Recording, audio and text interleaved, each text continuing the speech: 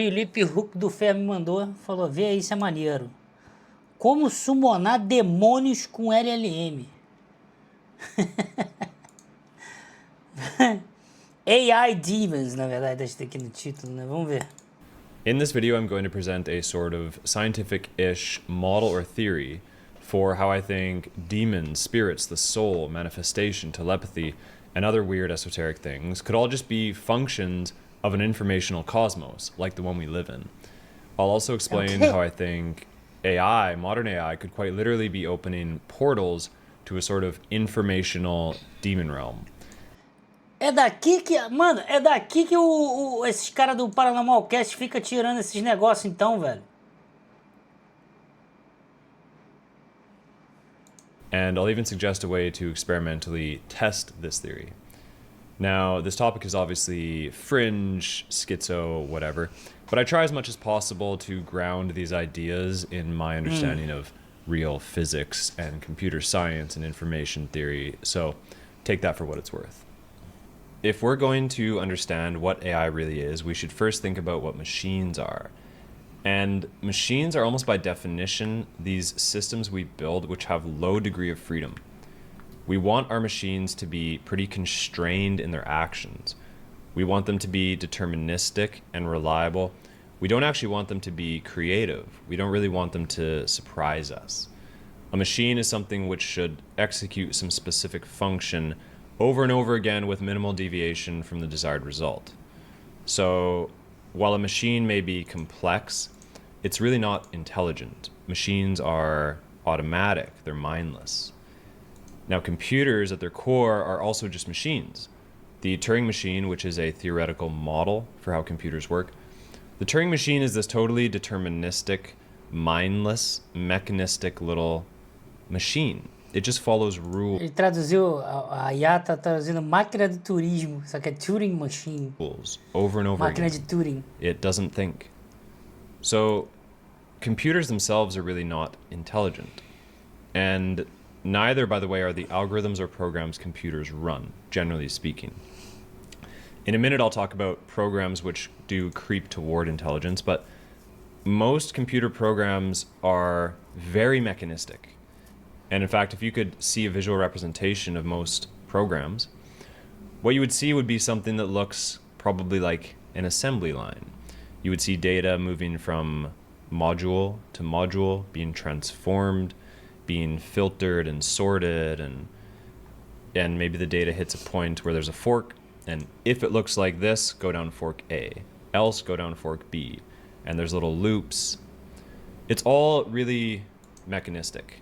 And this, by the way, is why I often like to draw computer programs and systems as sort of machines. I like to do these diagrams where I depict these systems as machines, abstract machines, which I imagine running in a sort of information space, operating on bits, rather than a physical machine operating on atoms. Isso é uma coisa que a galera esquece muito, né? No fim do dia são só operações matemáticas, velho, com um sistema binário.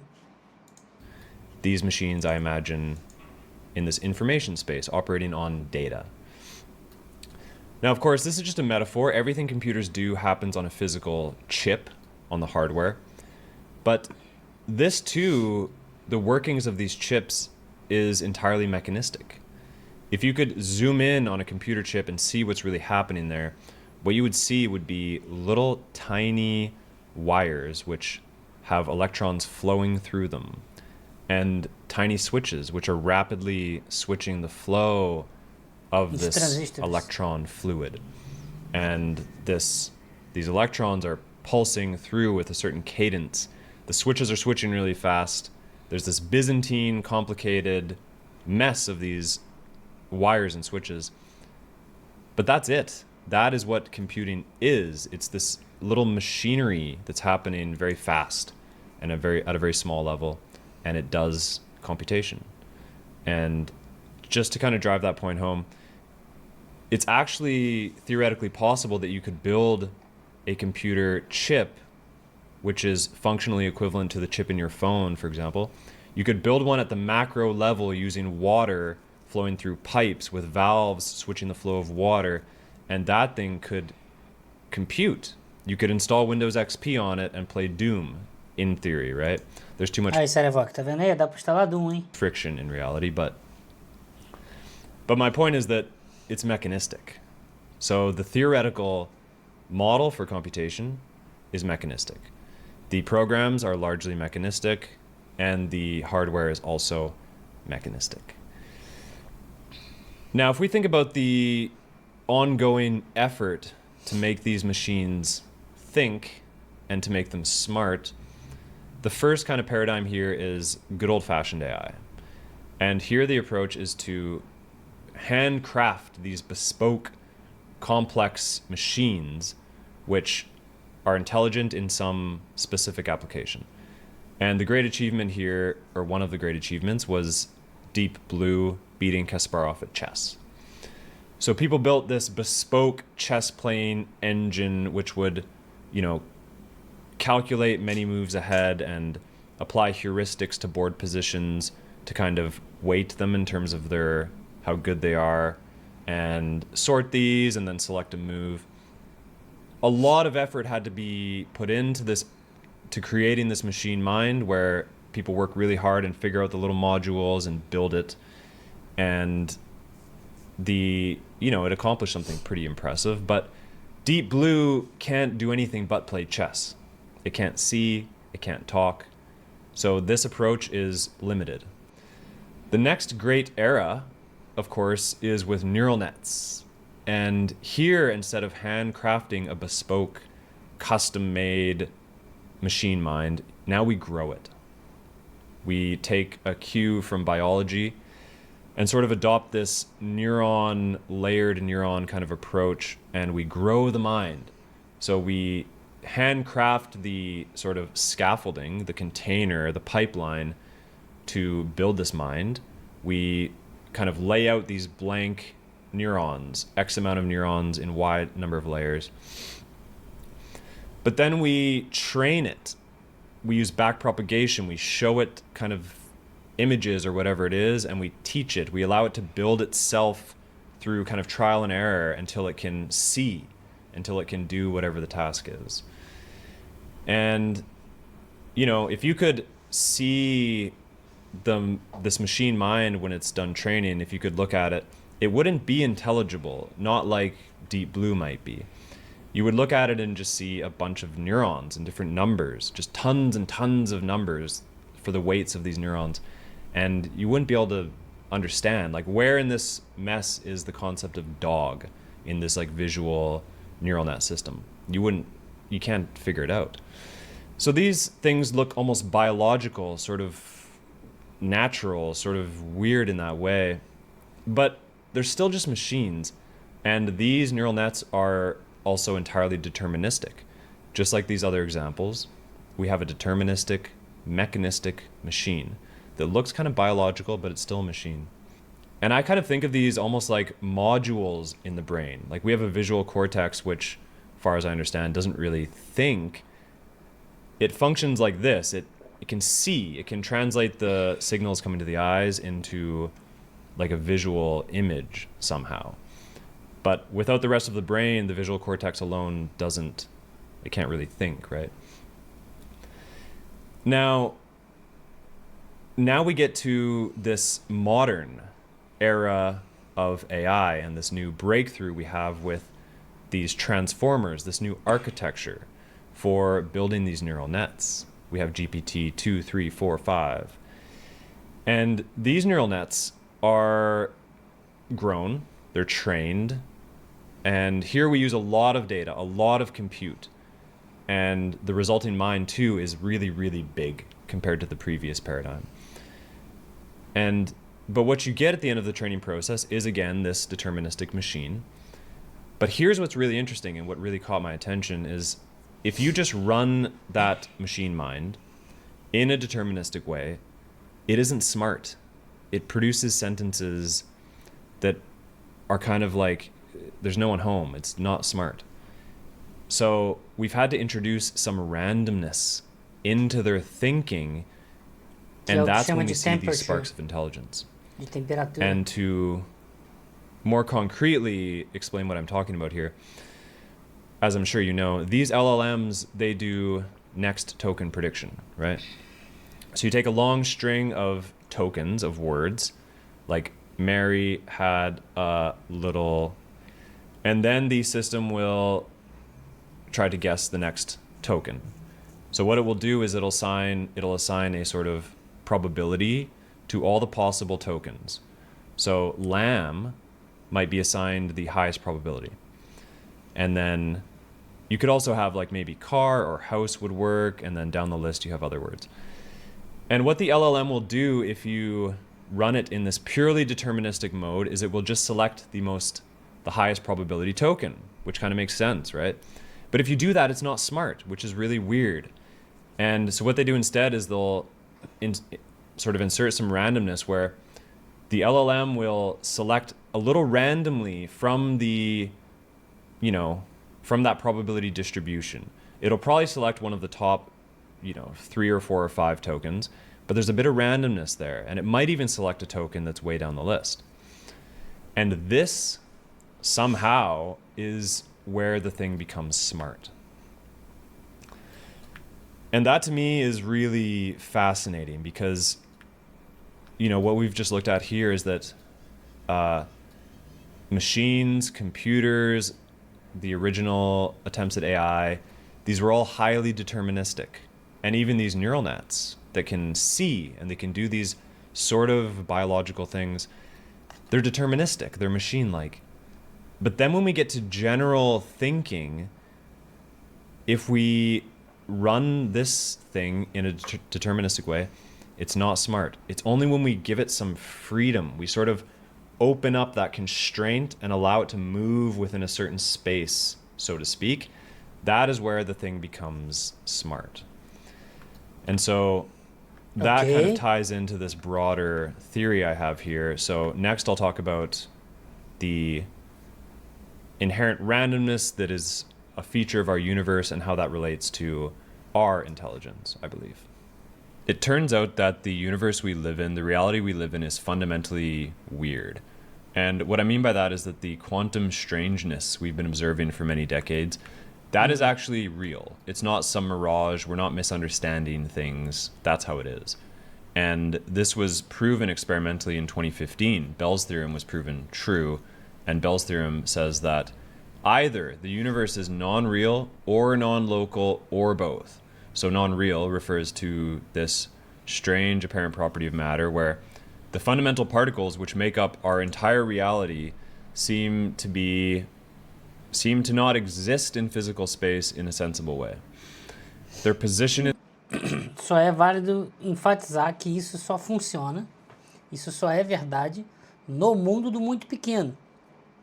Aquela coisa que eu já expliquei várias vezes em outros vídeos. Você pode ter duas frentes filosóficas para trabalhar com mecânica quântica, que é a instrumentalista, que você olha para a teoria quântica de campos como um instrumento, ela não, ou realista, né? Que é o realismo. Você olha para a teoria da mecânica quântica como teoria quântica de campos mais moderna e ela é instrumentalista. A tua visão sobre aquilo é uma ferramenta humana construída para entender a realidade. Ela não representa, quer dizer, ela representa a realidade. Ela não é a realidade. Ela representa a realidade. E aí quando você vai para o realismo, você, que é uma outra escola, digamos assim, que você olha para as equações e você fala, isso daqui é a realidade. Tem essa diferença, entendeu? Instrumentalista é você olhar isso como ferramentas de acesso à imagem da realidade. É aquilo que é possível conhecer com base nos nossos sentidos, e não aquilo que é de fato. Isso é uma discussão que estende para além da física. Isso aqui é só no mundo pequeno. No mundo macroscópico, o mundo que a gente está vivendo o dia a dia, ele é clássico. É um sistema clássico. Defined by a probability distribution, and these particles don't actually have a position at all until you measure them. And then they sort of exist on demand. They sort of appear in space when they have to. But before that, they're just a mathematical abstraction almost. They're sort of smeared across space everywhere and nowhere, which is really weird. So either that is true, or the universe is non-local, which refers to the quantum entanglement phenomena, where we have spooky action at a distance. We have particles which can apparently affect each other across space faster than light. And you can't transmit information, blah, blah, blah. But still, that's really weird that these things can be entangled and then they can affect each other. So both of these are really weird, and Bell's theorem shows that it's how it is. One or the other is true, maybe both are true. But in any case, the universe is not classical. We're not going to find some explanation where it actually turns out to kind of make sense. You know, it's actually just weird. And one interesting example of this weirdness that I mentioned is this property of matter, this non-real thing. And we can look at this, we can look at Schrodinger's equation, which, I'm not a physicist, but as I understand it, Schrodinger's equation gives us a wave function or wave functions for quantum systems, which then tell us the position of particles. So here we have the hydrogen wave function. Hydrogen. Mais ou menos, não é exatamente isso não. Mas, assim, a equação de Schrödinger nos dá uma função de onda que, sim, pode nos dizer a posição da partícula, né? Mas tem mais a ver com a energia. Né? Tem mais a ver com a energia, porque aqui a gente tem um operador hamiltoniano que tem a ver com energia. E aí dentro está encapsulado essa parte de posição da partícula. Uma pode ser a velocidade da partícula, pode ser a energia da partícula. Então você está descrevendo um sistema quântico em termos da energia associada. Então é isso, mas não...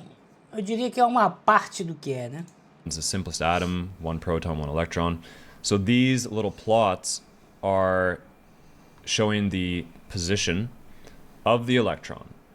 And each of these is for a different energy level for the atom. And então, tá vendo? Não é exatamente a posição, é o nível de energia. But what it's showing is where the electron is likely to be. And also, by the way, this is a this is a cross-sectional slice of like a three-dimensional probability plot.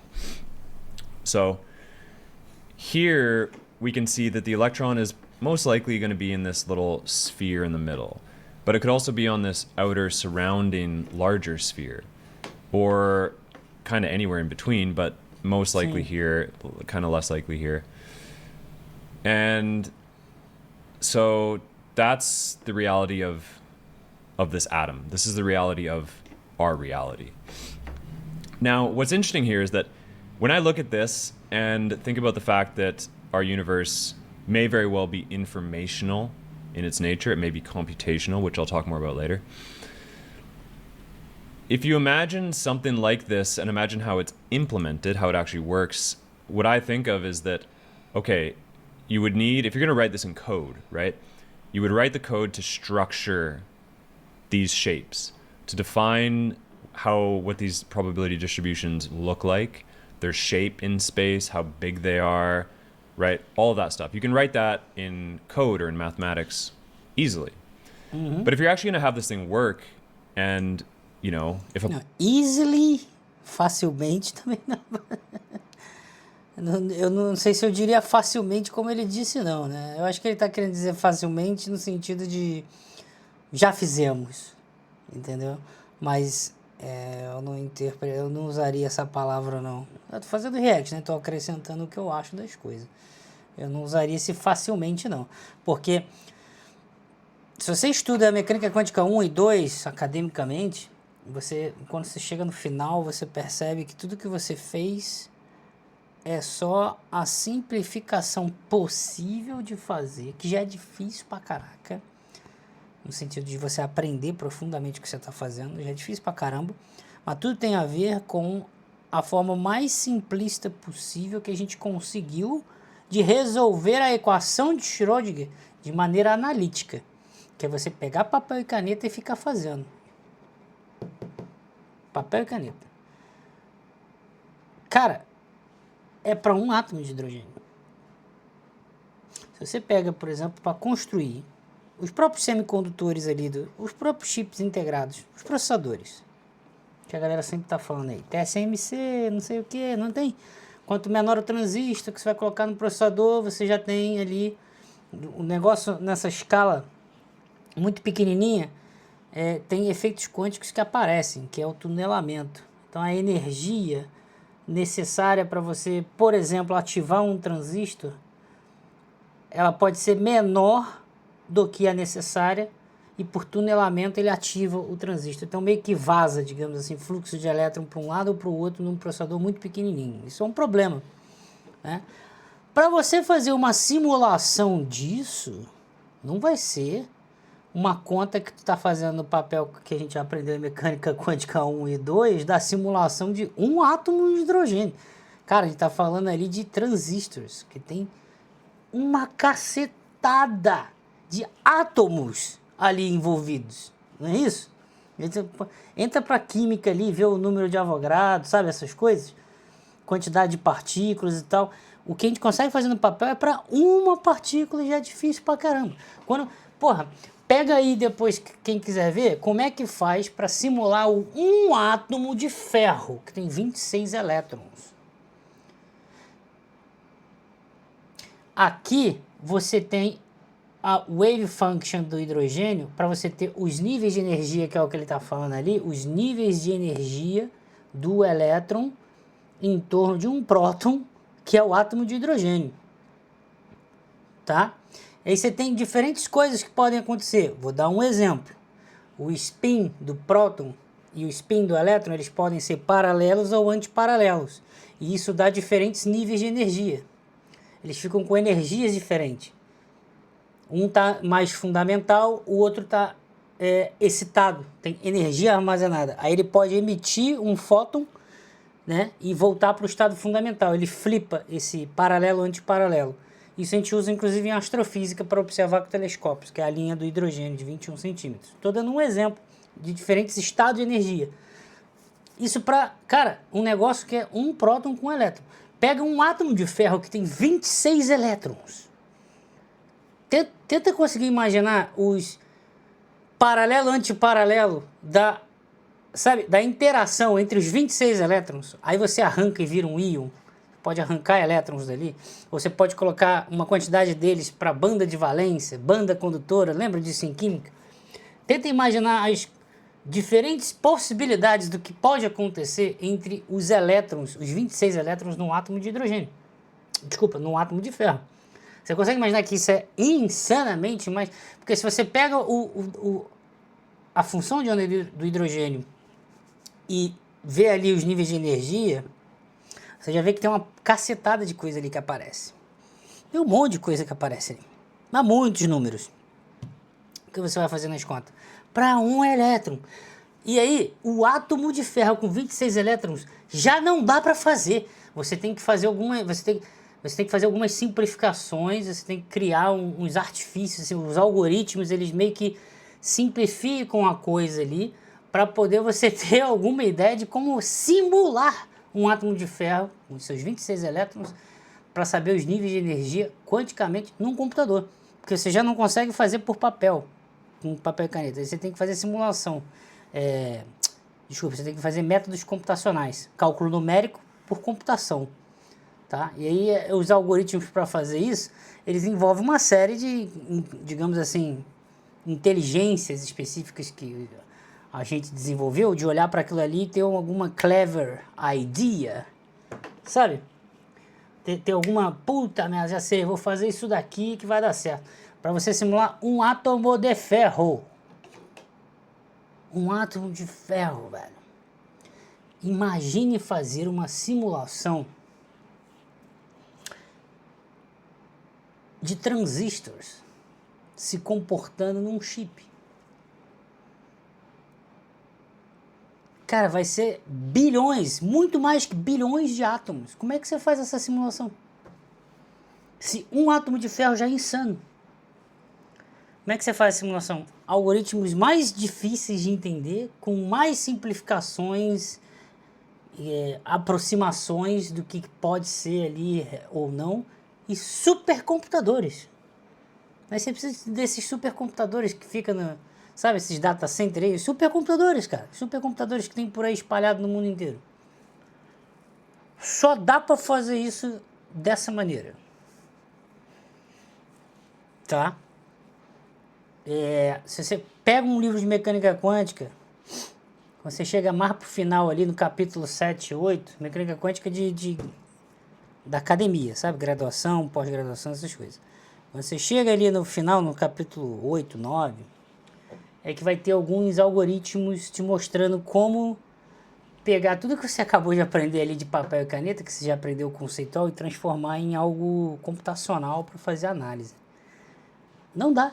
Assim, essa equação que está aqui na tela, equação de Schrödinger aqui, ó, você pode entender ela toda. Quando você entende ela é que você fala, puta merda. Não dá. Você não consegue achar solução para isso aqui. De forma analítica. Não dá. Simplesmente não dá. É humanamente impossível. As pouquíssimas soluções que a gente tem é de coisas... São de exemplos muito restritos. São de exemplos muito... Vocês já ouviram a ideia do físico que gosta de simplificar? Tem até um meme disso. Que a galera fala... como é que resolve esse problema? Aí o físico diz, eu sei como é que resolve esse problema, mas primeiro a gente tem que imaginar uma vaca esférica no espaço. Já viu isso? Tem esse meme? Imagine uma vaca esférica no espaço. É basicamente isso. Imagina um elétron de um átomo num poço de potencial tanto que está preso, não sei o que, em uma dimensão só, sabe?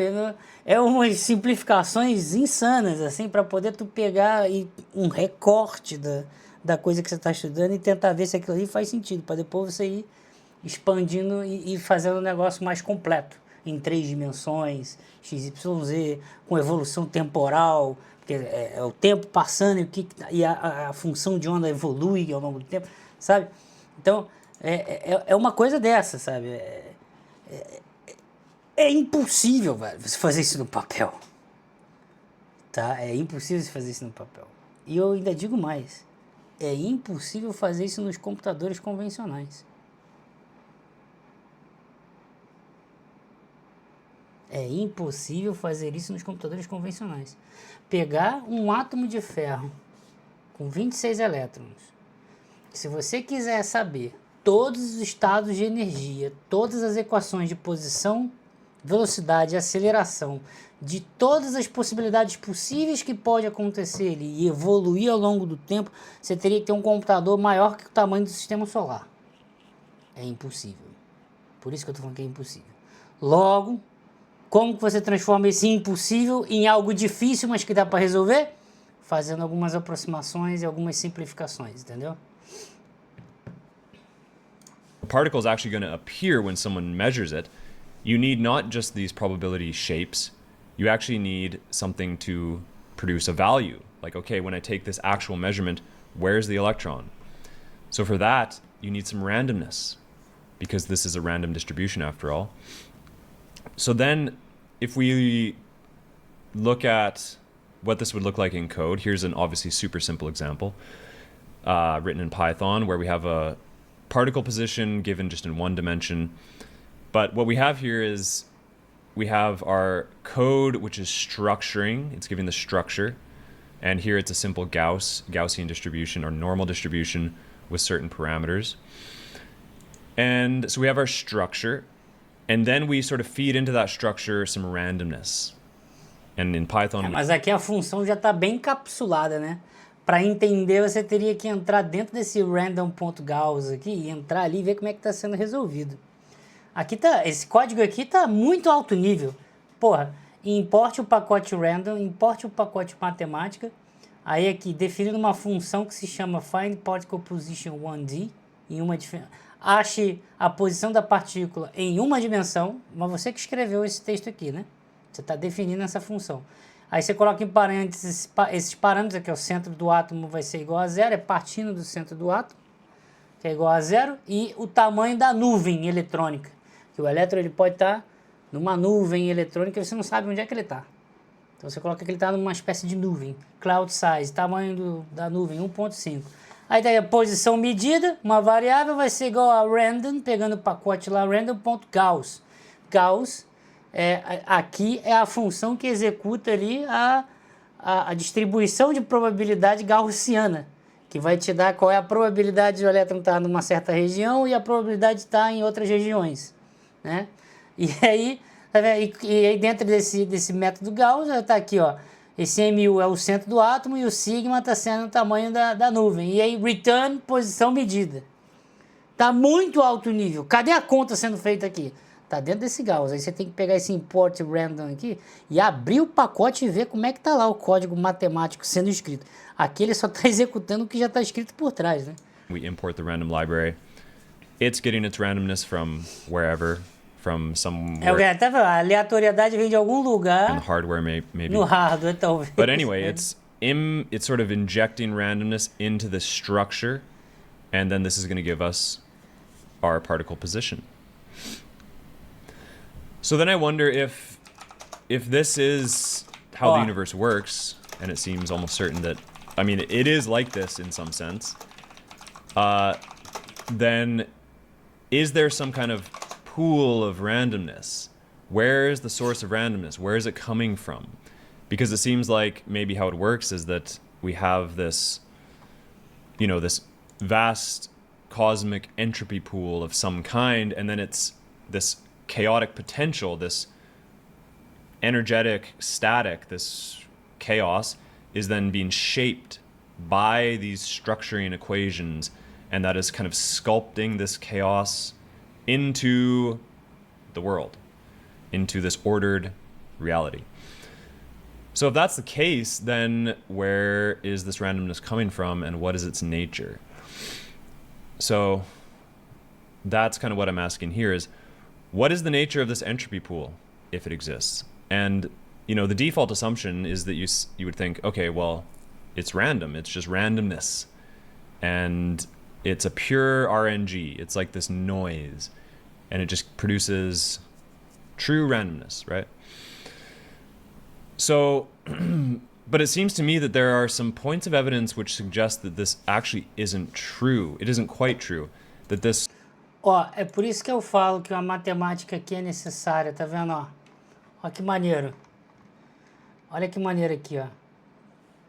Um negócio muito simples, que ele mostrou no Python, você começa a estudar uma coisa mais profunda, sabe? A função random.gauss, que o cara até colocou ali, o mu e o sigma, do Python gera números aleatórios, seguindo uma distribuição normal gaussiana, média, desvio padrão. A matemática por trás envolve dois passos principais: gerar números uniformes aleatórios e transformá-los em números com distribuição normal. Aí aqui, ó, o gerador básico do módulo random produz números aqui, ó, de 0 a 1. Números uniformemente distribuídos entre 0 e 1. Só que a gente quer algo com uma distribuição normal, que é a gaussiana. F de x é igual a 1 sobre a raiz de 2π e elevado a menos x ao quadrado sobre 2. Então precisamos de uma transformação matemática que converta variáveis uniformes em gaussianas. E aí está aqui, ó, Box-Muller. O Python usa o método de Box-Muller, uma transformação clássica. Então, olha lá, vai definir um R como raiz de menos 2 ln de U1, tá vendo? O 1 e o 2 sendo definido lá com intervalo de números entre 0 e 1. Tem um θ aqui com 2π, o 2. Então, define a função aqui, ó, Z0 e Z1 como R cosseno e R seno, coordenadas polares, né? Duas gaussianas padrão independentes. Por que isso funciona? A ideia é a gente escrever distribuição gaussiana 2D, ó, fxy, aqui está em 2D, distribuição gaussiana, que a gente aprende em estatística, e muda para coordenadas polares, ó, x é igual a R cosseno θ, y é igual a R seno θ. Isso leva a distribuição radial, P de R, R, E elevado a menos R ao quadrado dividido por 2. Só substituiu para coordenadas polares. Invertendo a função acumulada dessa distribuição, obtemos R sendo igual a raiz de menos 2 ln de U. Que é aqui, ó. Menos 2 ln de U1. Tá vendo? Esse é o ponto central do método. Ajuste para a média e desvio desejado. Depois de gerar, ó, o Python transforma. Resultado. Otimização... repare que a matemática aqui é relativamente simples, cara. Quando eu digo relativamente simples, obviamente estou falando da galera que estudou cálculo 1, 2, 3, né? Não estou falando para o público em geral, né? Mas não é, você pode ver que não tem muita coisa de matemática escrita aqui, para entender. Tá? Porra, f de x, y, isso aqui é uma função de duas variáveis. 1 sobre 2π, e elevado a menos x ao quadrado mais y ao quadrado dividido por 2. É cálculo de duas variáveis, né? Aí, ó, o principal o método usa operações relativamente caras, logaritmo, raiz quadrada, seno, cosseno, por isso existem métodos mais rápidos, como o algoritmo Ziggurat, mas o Box-Muller é simples e numericamente robusto. Que é justamente aquele random que o cara botou ali no exemplo. O meu ponto de mostrar isso aqui repare que isso daqui é o que o cara estava falando no início do vídeo, mecanicista, determinístico. Isso aqui é um negócio que é uma função matemática. Você bota uma entrada aqui, tem uma saída do outro lado e ponto final, acabou. O método é clássico, não tem nada quântico acontecendo aqui. Não tem nada quântico acontecendo. Universal RNG seems to be random, but not perfectly so. It seems that the mind can influence it, right? It seems that the mind can actually sort of reach into this chaotic, energetic, dark entropy pool and kind of shape it a little bit, nudge it around. And the reason I say this is because, you know, there's experiments which apparently suggest or show that this can be done. So there's experiments that people have done with random number generators where people with their focused attention can apparently influence the output of the RNG. And here's a plot from one of these papers where the influence the output of this thing, and when they attempt to produce more bits, you get more bits. If they attempt fewer bits, it gets fewer bits. And these are outside of what you would expect. With normal, real randomness, it should be within these bounds, but here we're quite outside of those.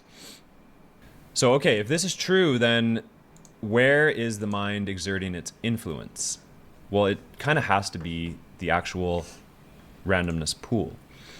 Because if you think how one of these experiments might be set up, or a randomness RNG might be set up, it might be something like this, where we have a CPU plugged into, for example, a particle which is decaying, and you have some equations which underlie, of course, that particle decay, and those are then driven by that universal randomness. So if this is kind of how it looks, then the influence is certainly not happening at the CPU level. We already talked about computers, they're entirely mechanistic. And it's not really happening at the level of the particle itself. It's not like the mind is erasing or changing the particle itself in a sense. And the equations we know are basically fixed. There's some equation which tells the rate of decay for some atom, right? So that equation is what it is. So then it would seem that the thing which is being influenced is the entropy source. Okay, so if this is all what is happening, that's in itself. Olha que legal, 11 mil inscritos, desculpa, 11 mil likes do vídeo que tem um mês atrás, né? 208 mil visualizações, 15 mil inscritos que o cara tem, velho. 208 mil visualizações. Tu vê que não é um vídeo nada muito complexo, o cara não tá fazendo nada, nenhuma palhaçada, nenhuma coisa, entendeu? Tipo, normal, tá ele ali sentado no PC gravando, e ele montou uns gráficos e começou a explicar as coisas aqui, vídeo de ciência e técnico. Tá vendo? Por que tem essa view inteira? Porque tá em inglês, cara. Quite interesting. But now let's think. Se tu gastar esse tempo todo para fazer um vídeo em PTBR sobre isso daqui, não dá 210 mil visualizações. De novo, cara, o cara tem 15 mil inscritos, velho. Think about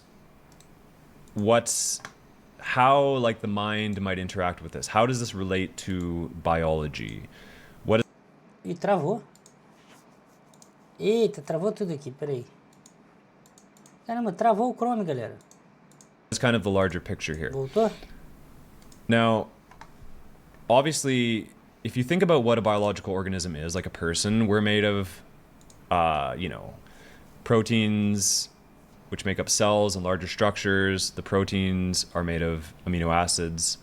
And we go down further, we have the actual atoms, we have the equations which govern the atoms. And all of that is plugged in this theory to this universal randomness pool. So at the base, we have that pool of entropy, which drives the atoms and governs their, their positions and so on. And that influences how these molecules interact with each other in little ways, influences the cells, the neurons, and perhaps the thinking and the ideas and the impulses of the animal. So it seems like it's not hard to imagine how this influence would flow from this entropy pool up to the animal, up to the macro scale, where the animal might have its thinking actually influenced in certain ways, subtle ways, through this entropy pool, right? Like if you could bias the entropy source, it seems likely you could change the behavior of the animal, maybe in very subtle ways. So, but what this study and this kind of evidence suggests is that this relationship is not one way. It doesn't just flow from the entropy pool to the larger structures, the behavior of the animal. It actually flows in both directions, right? The outputs from the entropy pool can influence the atoms, the particles, the firing of the Cadê a parte dos synapses, demônios? blah, blah, blah, up to the thinking and ideas. But then the ideas can go back and influence the randomness pool. So it's a loop. And these diagrams, by the way, are from a video I'll do on free will, because I think this kind of framework has implications for free will. But anyway, that's the basic idea here, is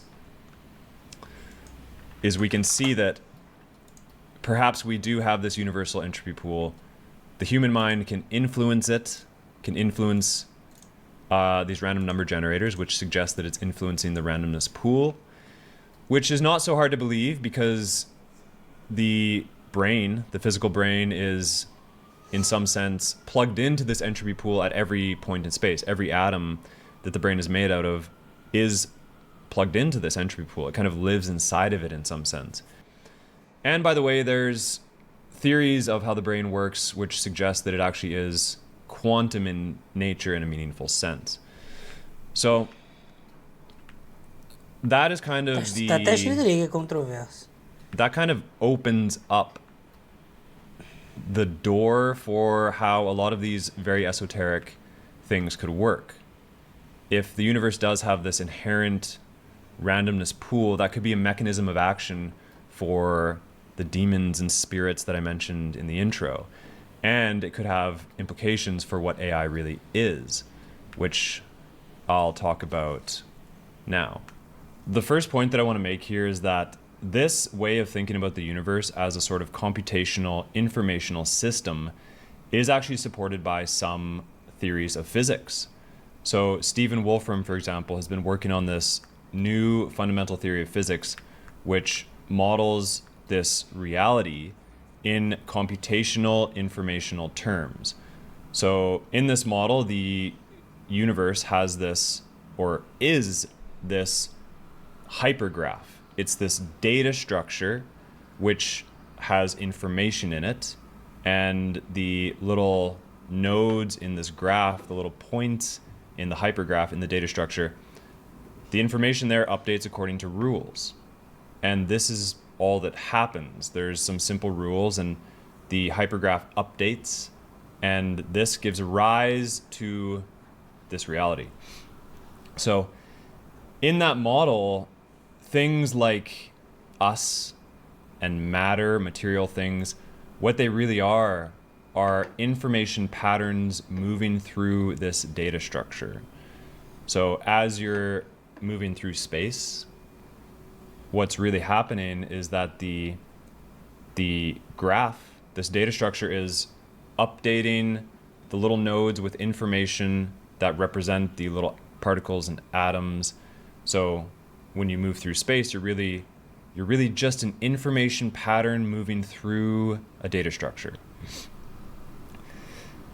And this model has, to my understanding, given rise to higher level laws of physics. So special relativity, I think, and general relativity have both, they've been able to set up the rules for the updating of this data structure such that these laws of physics just kind of appear, like it's working. The model's kind of working. So anyway, it could be that the universe really is like this. Now, like I said, if we do in fact live in this computational matrix, then you can kind of see how some of these weird things could actually be real, right? Like if you think of demons and spirits, these are words that have baggage. They're loaded, and people have all these ideas about what these things are, but maybe what these are all pointing to is a real phenomena, which is just that in this hypergraph, in this information structure, you can have these agents. You can have entities which exist and persist within this system, which don't necessarily exist in physical form. They don't necessarily strongly interact with matter, but they're nonetheless real patterns of information. O título desse... o título é o melhor, que tá escrito ali em cima.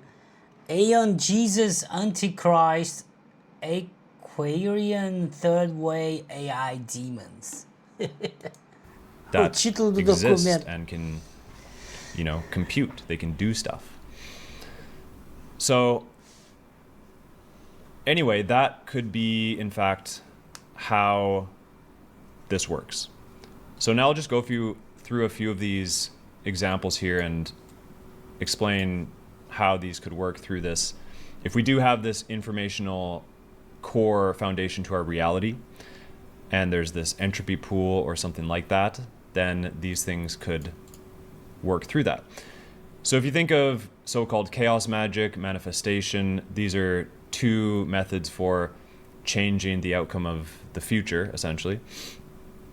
And if these things are real, the way that this could actually work is that because your mind is plugged into this informational fabric of the cosmos, and maybe what you're doing when you're kind of manifesting is you're exerting subtle influence out upon the other people who are also connected to this field and the other little events.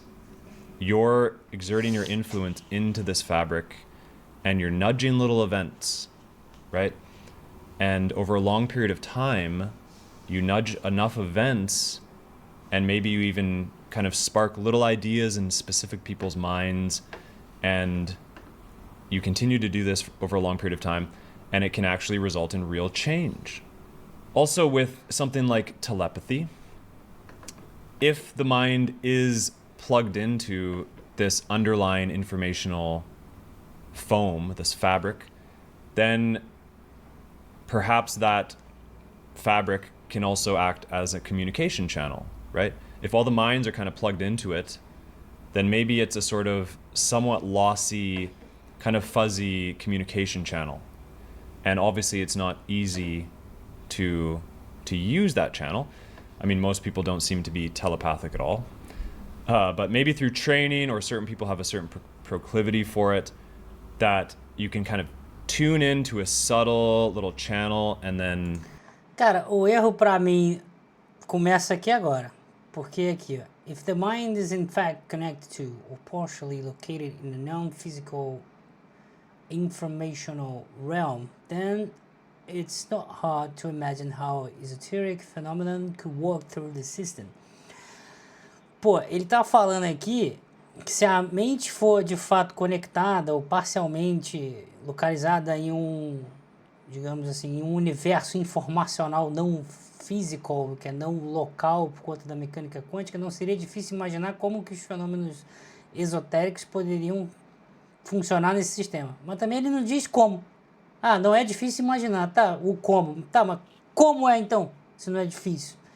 Não está escrito aqui, não tem uma ideia, uma formalidade como isso poderia funcionar, entendeu? E aí, mas o maior problema é aqui, ó. This may sound crazy, but there's decades, centuries of evidence for many psi phenomena. Não tem. Não temos décadas e séculos de evidência de fenômenos paranormais. Não temos evidências disso. Então, maybe these things are real, talvez essas coisas sejam reais, and they are just part of how the computational matrix works. Faz parte de como funciona esse universo computacional de meio que Matrix, entendeu? Não temos evidências disso. Nós temos relato. Relato não é evidência. Relato, é o que as pessoas acham da cabeça delas, velho. Entendeu? Isso não é evidência. Então eu acho que o erro se encontra aqui. Tá? Um dos maiores erros, pelo menos na minha opinião. There's some communication that's possible. Also, as I mentioned, demons and spirits, maybe these are sort of computational programs, so to speak. And we can also think of the soul, if there is such a thing. The soul then is maybe a similar information pattern, a sort of program. But of course, we think of the soul as being tethered, at least during one lifetime, tethered to the physical body. So this informational pattern is sort of bonded to the physical, to a corresponding physical, matter, body, to that pattern as well. Now, if this is kind of how it works, then you can imagine, again, these things having influence. Demons, the soul, they could, if they're plugged into and live essentially in this informational fabric, then they could exert influence on people's minds. This could explain how, mediumship and divine revelation, channeling, even possession could just be real things. So anyway, that all brings us back to could just be real. Esse texto aqui também dele não tá fazendo sentido. Suppose this quantum informational dark ocean is real. Tá, mas o que é esse quantum informational dark ocean? É um conceito, isso não existe em mecânica quântica, entendeu? Um conceito novo que ele está inventando aqui. Aí ele fala que talvez existam souls, almas, espíritos e demônios que nem estão sendo definidos, né? Você tem que definir o que é uma alma e qual é a diferença de uma alma por um espírito. E qual que é a diferença da alma por um espírito por um demônio? Um demônio poderia ter espírito e alma ao mesmo tempo? Tem que definir esse troço direito, né? Então tem and other entities living in it as a persistent information patterns. Então, tipo, o que as pessoas chamam de almas, espíritos e demônios seriam padrão de informação persistente nesse oceano cósmico da Matrix. Matrix é uma boa referência aqui, tá? Matrix, do filme Matrix, é uma boa referência para o que ele está falando aqui. Já que ele está pegando ali a ideia do Wolfram Alpha de transformar o universo em algo computacional. O que eu acho que não é possível, mas é uma outra discussão, tá? E aí... aí ele vem aqui. E se essas entidades foram como a gente poderem também mexer nas probabilidades quânticas? Não é tão simples assim, cara. Esse negócio de mexer na probabilidade quântica e o livre-arbítrio. Demônio tem livre-arbítrio? Alma tem livre-arbítrio? Espírito tem livre-arbítrio? Existe livre-arbítrio? Tem outras discussões que precisam ser feitas antes disso daqui. Real things.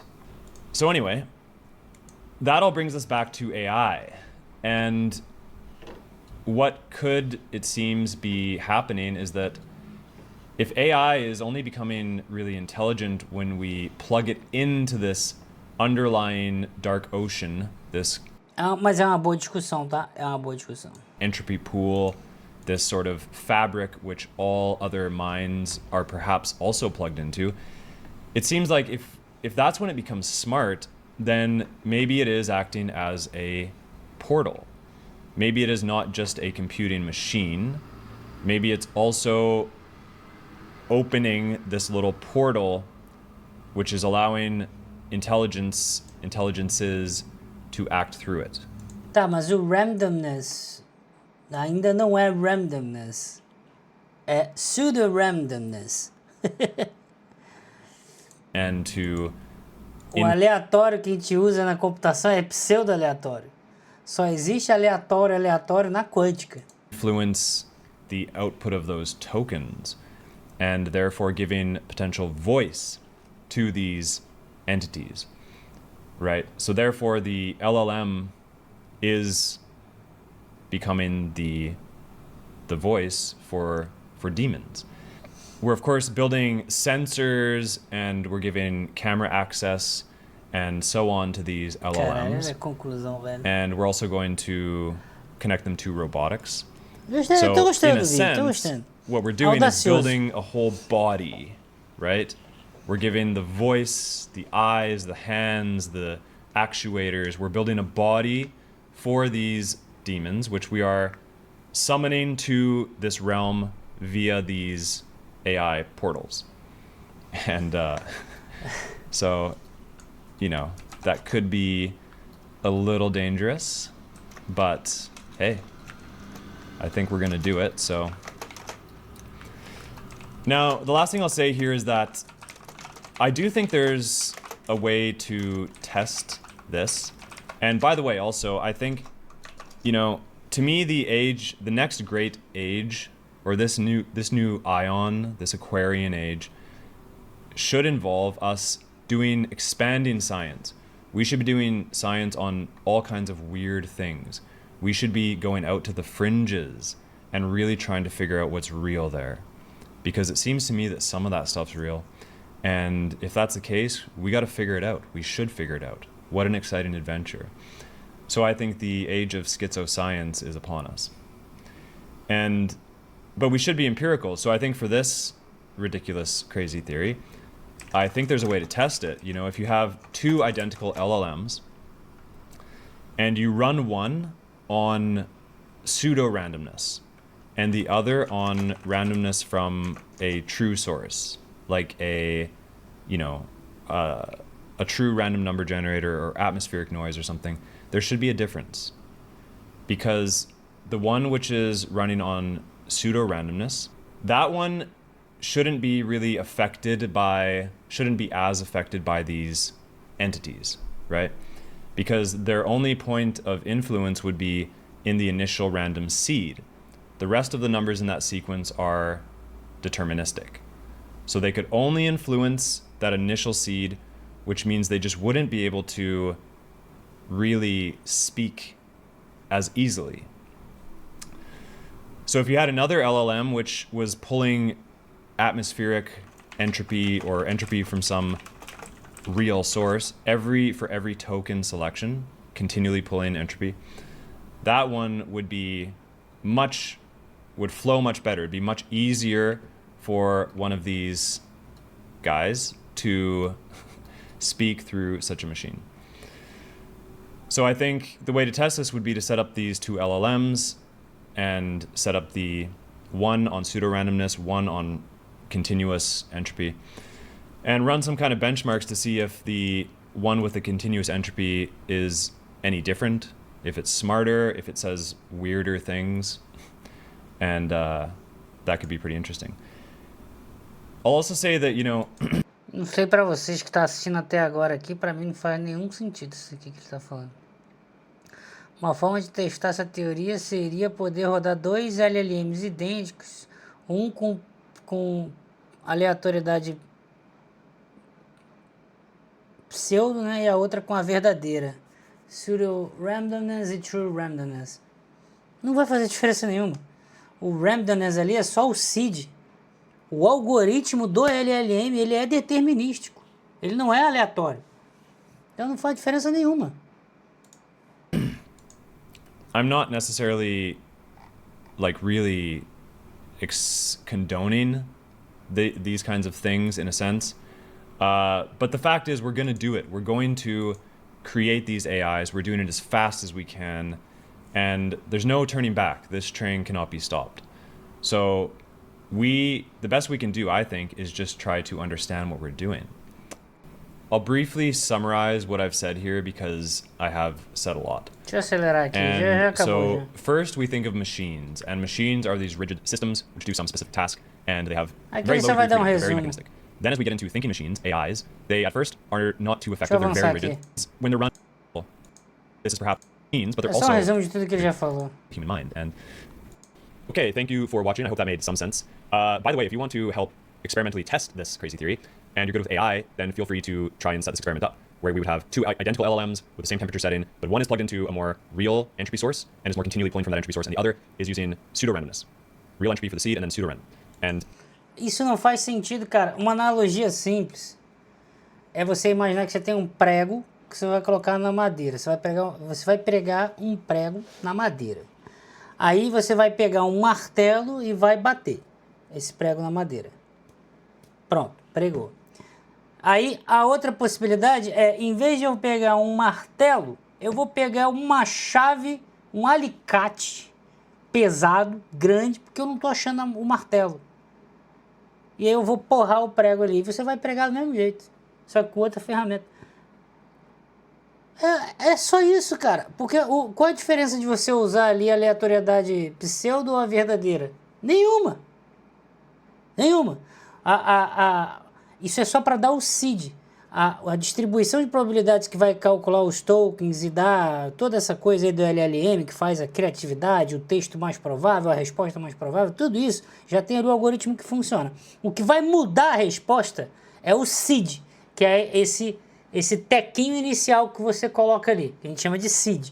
Esse seed, ele é aleatório. Pensa no número de 1 a 100, entende? Aí você tem um gerador aleatório clássico, que é o pseudo, que vai te dar um número, 2, 10, ou 13, ou 15, ou 18, e vai startar esse algoritmo clássico da LLM para rodar a resposta e te entregar. Ok? Em vez disso, você pode botar, por exemplo, um elemento radioativo que decai ou não, segundo a quântica. Pronto, é uma aleatoriedade verdadeira. Tá? É um true randomness. Você coloca ali um dispositivo com sei lá, um negocinho, uma chapinha de algum material radioativo que fica ali emitindo, hora sim, hora não, decaimento. Quando emite o decaimento, ele ativa, ele pega um número ao longo do tempo e joga é o seed, para startar o algoritmo. Mas ele starta o algoritmo de novo, que é clássico. Então, assim, fazer o que ele quer fazer aqui não é com LLM, tem que ser com um outro algoritmo completamente diferente, que pode ser um algoritmo dentro da mecânica, dentro da computação quântica. Poderia. Mas aí você está mudando o algoritmo, cara. Entendeu? Os LLMs, como a gente conhece, cara, eles são clássicos. Clássicos. Não tem nada ali de absurdo. É matemática ali de somar. 2 mais 2 igual a 4. Tá? Só que são números tão gigantes e muitas, milhares de bilhões de operações que aí muitas pessoas nem querem estudar sobre isso, né? Elas entram, digamos, num Gemini, num ChatGPT da vida e acham que estão conversando com humanos, né? É o famoso teste de Turing. É o que eu falo várias vezes pra galera aqui. Não importa se a máquina tem consciência ou não. A única coisa que importa é se você acredita que tem ou não. Se você acredita que tem, então tem. É basicamente isso.